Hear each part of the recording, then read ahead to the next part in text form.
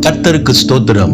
இந்த நாளுக்கான தேவ வார்த்தை சங்கீத புஸ்தகம் 128 அதிகாரம் 1 கர்த்தருக்கு பயந்து அவர் வழிகளில் நடக்கிறவன் எவனோ அவன் பாக்கியவான்.